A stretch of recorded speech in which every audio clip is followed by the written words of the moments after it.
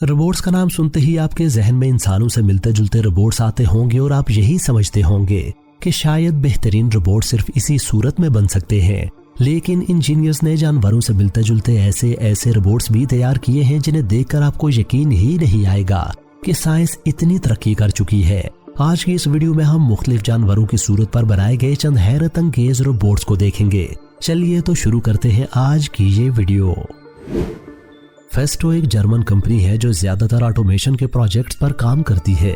Screen पर दिखाए जाने वाले रोबोट को देखकर आप अंदाजा लगा सकते हैं कि इसके इंजीनियर्स चमगादड़ की एक किस्म फ्लाइंग फॉक्स की बॉडी मैकेनिक से मुतासिर थे। ये रोबोट उड़ते हुए और बैठते हुए मुकम्मल तौर पर चमगादड़ की मूवमेंट्स को कॉपी करता है। ये रोबोट चमगादड़ की तरह किसी शाख से उल्टा लटक सकता है। दौरान परवाज ये अपने परों को भी कमाल महारत से हिलाता है। इसके पर लाइक्रा शीट से बनाए गए हैं जो इसकी बॉडी से 45,000 पॉइंट्स पर वेल्ड किए हुए हैं। इंजीनियर्स ने इस रोबोट में इंफ्रारेड सेंसर सिस्टम भी लगाया हुआ है जो इर्द गिर्द माहौल से मुताल्लिक डाटा को एक मोशन ट्रैकिंग सिस्टम को वायरलेसली ट्रांसमिट करता रहता है, जिसकी वजह से ये रोबोट सेमी ऑटोमेटिक मोड में उड़ सकता है। इस रोबोट को छिपकली से मिलते जुलते एक जानवर सालामेंडर की शक्ल पर बनाया गया है। सालामेंडर अगरचे शक्ल में छिपकली से मिलता जुलता होता है, लेकिन यह जानवरों की एक किस्म एम्फीबियन से ताल्लुक रखता है जो खुश्की और पानी दोनों जगहों पर जिंदा रह सकते हैं। असल सालामेंडर की तरह ये रोबोट भी पानी में भी तैर सकता है और खुश्की पर भी चल सकता है। इसे बनाने से पहले इंजीनियर्स ने असल सालामेंडर के चलने के तरीकाकार को समझा और फिर उस तरीकाकार को रोबोट पर इम्प्लीमेंट किया।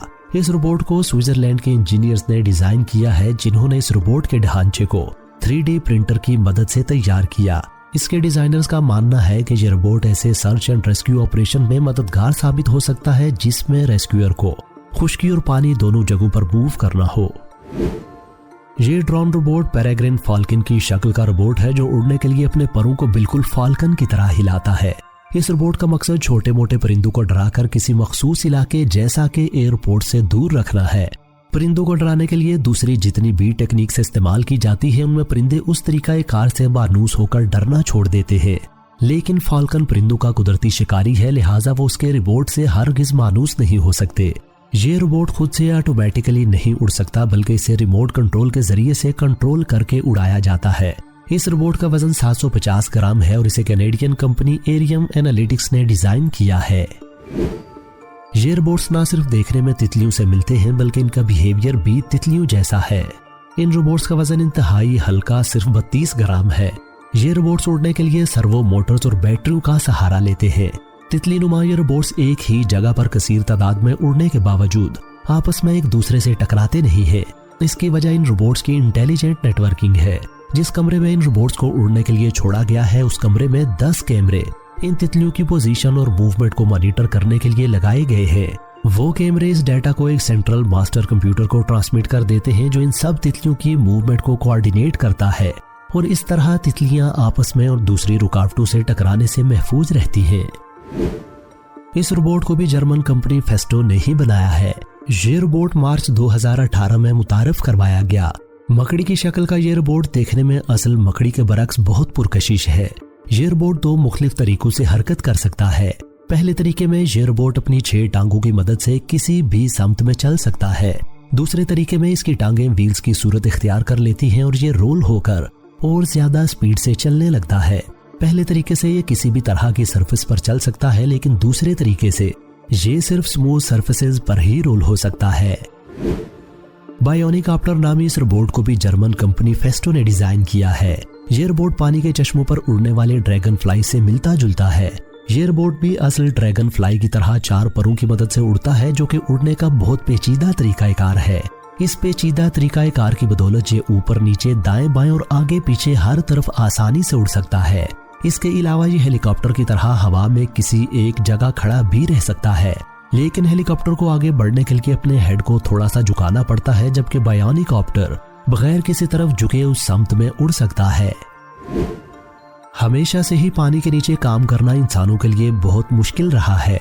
इस मुश्किल को आसान करने के लिए इंजीनियर्स अरसाए दराज से ऐसे रोबोट्स पर काम कर रहे हैं जो पानी के नीचे काम कर सकें। इन्हीं काविशों के नतीजे में ये रोबोट मंजर आम पर आया जो देखने में एक सांप मालूम होता है। इलूम नामी इस रोबोट को नॉर्वे के इंजीनियर्स ने डिजाइन किया है।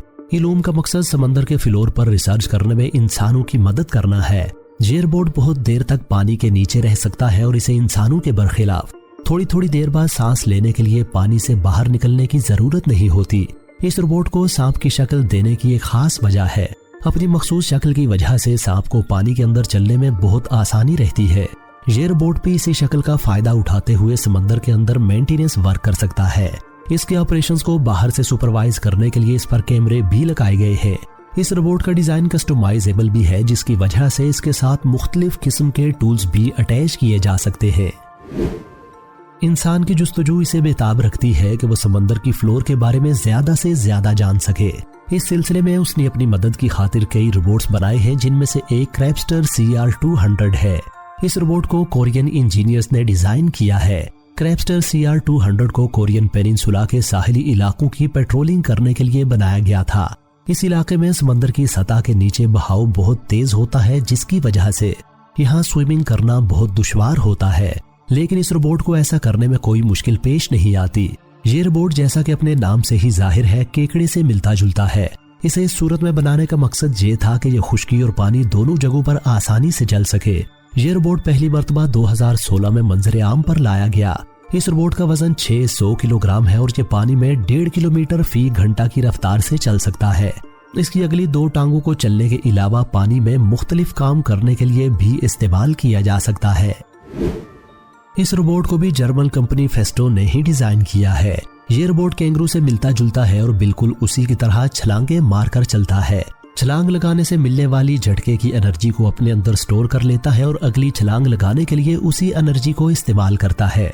इस कैंगरू का कद 3 फीट और वजन 7 किलोग्राम है। ये 1 फुट ऊंचा जंप लगाता है और एक जंप में 2.5 फीट दूर तक आगे जा सकता है। जंप लगाते और लैंड करते वक्त इस रोबोट की स्टेबिलिटी इसके कमाल डिजाइन को जाहिर करती है। बायोनिक कैंगरू की दुम जहां एक तरफ उसे देखने में एक रियल लुक देती है, वहीं इसके साथ साथ ये इसके तवाजुन को बरकरार भी रखती है। इस कैंगरू को बाजू पर बांधे हुए एक बैंड से कंट्रोल किया जाता है। इस रोबोट को अमेरिकी कंपनी बॉस्टन डायनेमिक्स ने डिजाइन किया है। इस रोबोट का डिजाइन कुत्ते की डायनेमिक्स को देखकर बनाया गया है। 4 टांगों वाला ये रोबोट घर में और घर से बाहर चल फिर सकता है। रुकावटों को पहचान कर उनके गिर्द एहतियात से गुजर सकता है। सीढ़ियां चढ़ सकता है, उतर सकता है और दरवाजा खोल सकता है। आपके पसंदीदा मशरूब का गिलास बिना तोड़े उठाकर ला सकता है। ये रोबोट अपने जिस्म को इस तरह से हरकत दे सकता है कि इसका सर अपनी जगह पर साकिन रहता है। इस रोबोट का सर भी एक किस्म का बाजू ही है जो 10 पाउंड तक का वजन उठा सकता है। ये रोबोट अगर चलते चलते गिर जाए तो इंतहाई महारत से उठकर खड़ा भी हो सकता है। इस रोबोट में हरकत करने के लिए कोई हाइड्रोलिक मैकेनिज्म नहीं है, बल्कि ये मुकम्मल तौर पर इलेक्ट्रिक है। ये एक चार्जिंग में 90 मिनट तक चल सकता है। नाजरीन, तमाम रोबोट्स के बनाने वालों ने जानवरों की हरकत को मुशाहिदा करके इनमें छुपे कुदरत के उसूलों से सीखा है।